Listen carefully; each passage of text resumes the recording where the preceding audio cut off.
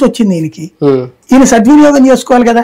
ఇప్పుడు సుబ్బారావు గుప్తాను కొట్టినటువంటి ఆ వ్యక్తి డిప్యూటీ సీఏ మేయర్ అక్కడ, అట్లాంటి వ్యక్తుల్ని ఎలాగ ఎంకరేజ్ చేస్తున్నాడు ఈయన? అసాంఘిక శక్తులను తన పక్కన పెట్టుకు తిరుగుతా వ్యాపారస్తుల్ని డబ్బులు వసూలు చేస్తుంటే చూస్తా కూర్చుని ఎవరి దగ్గర ఒకటి చూపెట్టండి అంటే అందరూ పేపర్లు టీవీలో వేశారు కదా. మరి ఇంకేం జరిగింది? ఒంగోలులో బాలినేనికి ప్రధాన సమస్య వైవి సుబ్బారెడ్డి నుంచి మొదలైందా, జగన్ ఇప్పుడు ఆయనకి నచ్చట్లేదా? అంటే ఆయన ఇస్తున్న సంకేతం జగన్ ని బెదిరించాలన్న.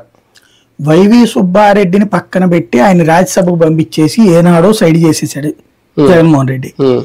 అంత ఛాన్స్ అంటే సొంత మేనమావని పక్కన పెట్టి ఇచ్చినప్పుడు ఆ గౌరవం కాపాడుకోవాల్సిన బాధ్యత అయింది. అంటే వీళ్ళిద్దరికి అప్పట్లో గొడవలు జరిగినప్పుడు కూడా సర్దుబాటు చేసే విషయంలో జగన్ పెద్దగా పట్టించుకోలేదని ఎన్నికల ముందు కూడా ఒక ప్రచారం అయితే జరిగింది. ఆ టైంలో ఈసారి బాలినేని పక్కన పెట్టి వైవి సుబ్బారెడ్డికి సీట్ ఇస్తారనే ప్రచారం అయితే జరిగింది అప్పట్లో. నేను అనేది ఆ నాటకాలన్నీ ఈయనే ఫిక్స్ చేపిస్తాడు, ఈయనే రాయించుకుంటాడు. వైవి సుబ్బారెడ్డి గురించి నెగిటివ్ రాయించిన అవన్నీ ఈయనే రాయించుకుంటాడు. అక్కడ మీడియా ఒంగోలులో బాలినేని కాదని బాలినేని మీద ఒంటికాలతో లేచే మీడియా ఏం లేదు అక్కడ. ఇతని డామినేషన్ అక్కడ ఉంది. ఏ పార్టీ అధికారంలో ఉన్నా సరే ఇతని మీద వార్తలు రాయడు. పార్టీ పరంగా నెగిటివ్ గా రాయించాం కానీ ఈయన మీద నెగిటివ్ గా రాసేవాళ్ళు తక్కువ అక్కడ.